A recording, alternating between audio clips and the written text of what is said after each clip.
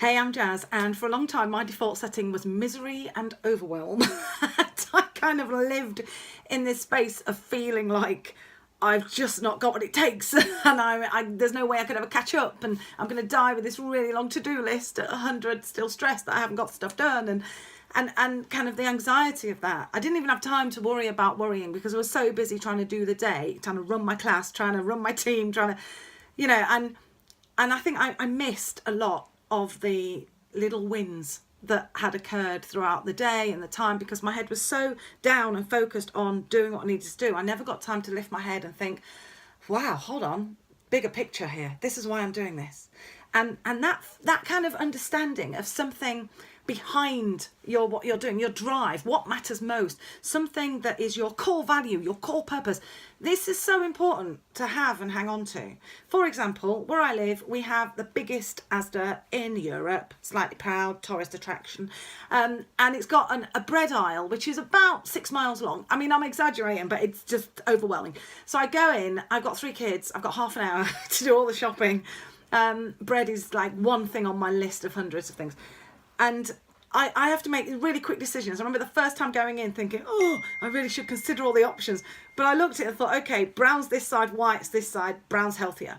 Bread with bits in, seeds, that's quite healthy. Oh, but my kids won't eat bits, so forget that. Organic, that's really healthy. How much? Forget that. Hovis, that'll do.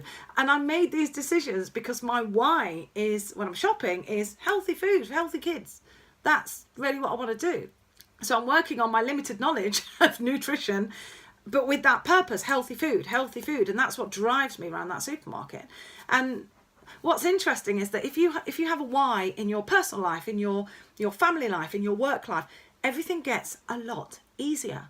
So we had a big kind of meeting in my family, and despite my 5-year-old suggesting that Spider-Man should feature, we came up with a value for our family, our core value.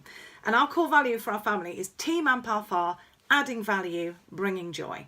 And that's what we do. So if we go to a restaurant with a snotty waiter, then, my kids are like, oh, we're going to add value and bring joy. And they have techniques for doing this, for kind of enrolling people and engaging people.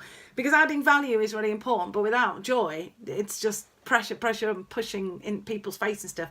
And joy is great, but it's a bit vacuous if it's just joy and no action. So adding value, bringing joy is what drives us. And if you've got a really clear why, suddenly everything just becomes a little bit more fun, because it's really easy to have fulfillment-fueled success, fulfillment-flavoured success, rather than just regular success, which is the thing where we're constantly striving for, but we never really get. And one of the things that has really helped is having a values lighthouse. So when I'm in talks and I say to people, can you just tell me what your top 3 core values are? And people are like, I don't know. Now, I argue you do know. You don't know in your head, you know in your gut. But they're things that you wouldn't compromise on, things that you own. But those values are like a lighthouse. When everything's fine, you can talk about your values. Go, aren't they lovely? Just like you would take your friends to your lighthouse and say, oh, look, isn't it great? It's red and white and very tall. But at night, when it's dark and pitch black and you're out at sea, and the waves are crashing, Ofsted, and the sky is like thunderous and lightning and the rain's pouring down, that lighthouse that you own is the only thing that stops you from crashing into the rocks and exploding. It's the only thing that stops you from going off in the wrong direction. That is your place of safety, your guiding light, the thing that keeps you on track. And education, teaching kind of feels a bit like being at sea a lot of time, and all the kind of demands that are coming on you. And one clear focus, a core value, why you came into this in the first place, that is what keeps you steady in the storm.